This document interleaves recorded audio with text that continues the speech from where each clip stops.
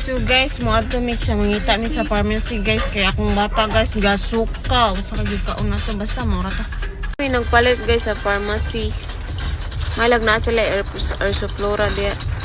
Si Atre ra kong ipapalit kay ngano. Nag-hazard naman ko diri. Nagkusog pa king ang uwan no. Kanang makusog pa king.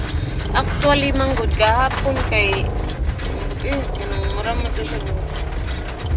Inom og katong kuan gud kanang milk tea ba niya?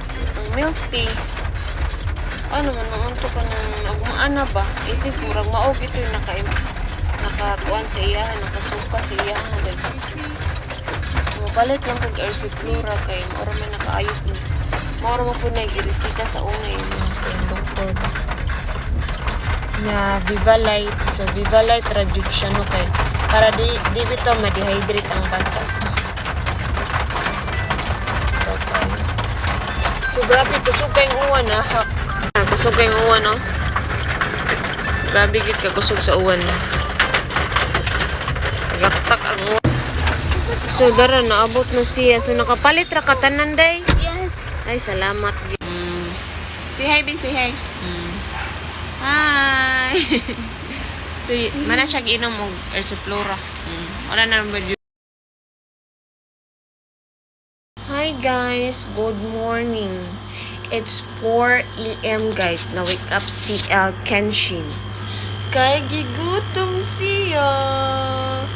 So far na okay na siya. Wala na siya nasuka. He's hungry now. Oh, he's hungry now. Because wala siya nikaon kay gabi kay murag.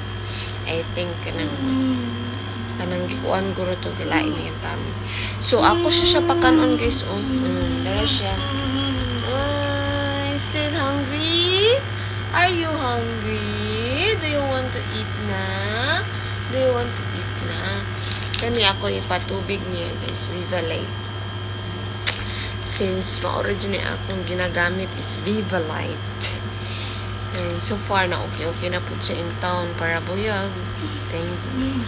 Thanks God. Okay guys, bye.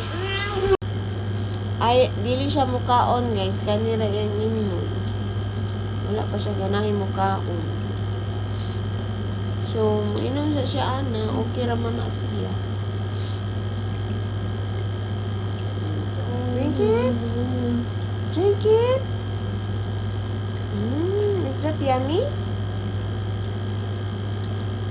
Yummy.